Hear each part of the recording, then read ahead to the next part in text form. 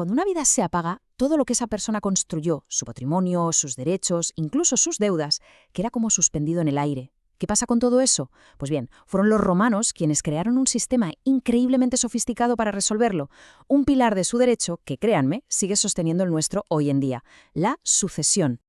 Y esta es, en el fondo, la gran pregunta que los juristas romanos se propusieron contestar. Porque, vamos a ver, no se trataba solo de repartir unas cuantas propiedades. El verdadero desafío era conseguir que toda la red de relaciones jurídicas de una persona no se desvaneciera con ella. Se trataba de garantizar la continuidad de la familia y, muy importante, la seguridad de los acreedores. Bueno, vamos a meternos ya en materia con el concepto clave de todo esto, la adquisición per universitatem. Imaginemos que el patrimonio no es una simple suma de cosas, sino casi como una entidad viva, una universalidad jurídica. El heredero en Roma no solo recibe cosas, no, es que se convierte en el continuador de la personalidad jurídica del fallecido. Asume su misma posición, con todo lo bueno y con todo lo malo.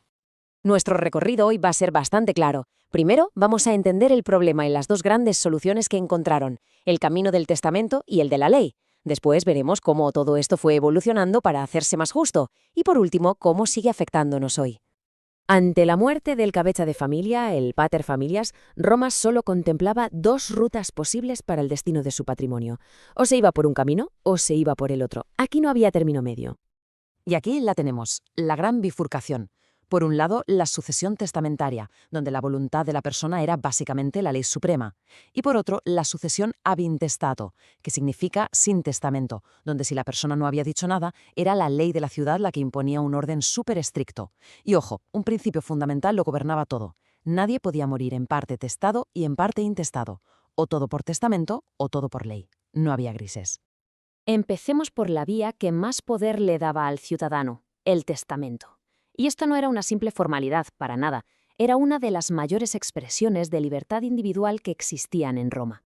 Es que es fundamental entender esto. Hacer testamento no era un asunto privado y ya está, era un acto de tal importancia que afectaba a toda la estructura social, familiar y hasta religiosa que el Jus Civile lo regulaba como una cuestión de orden público. Era, en esencia, la última ley que un ciudadano dictaba para su propia familia.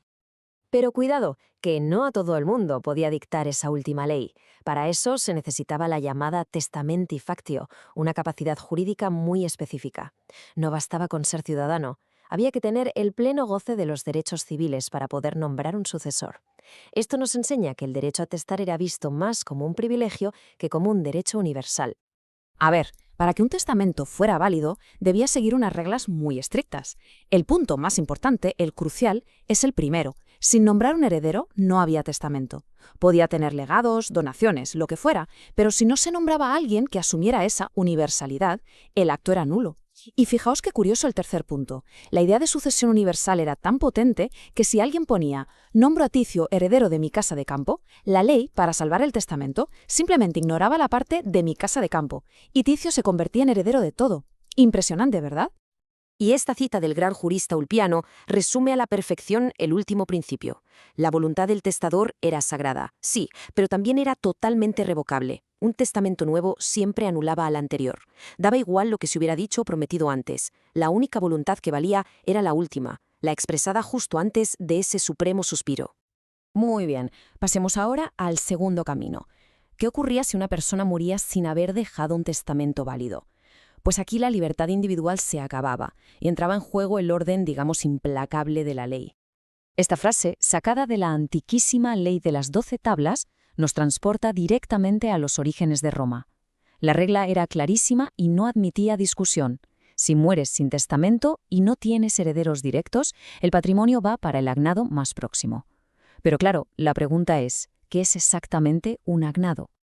La ley ponía un orden jerárquico y totalmente excluyente. Era como una cascada. Primero, los suyheredes, los hijos, hijas y nietos que estaban bajo la potestad directa del fallecido. Si no había, se pasaba al segundo nivel, el agnado más próximo, por ejemplo, un hermano. Y si tampoco lo había, en última instancia heredaban los miembros de la gens, del clan familiar. Y atención a la diferencia en el reparto. Los descendientes heredan por estirpes, es decir, los nietos se reparten la parte de su padre si éste había muerto.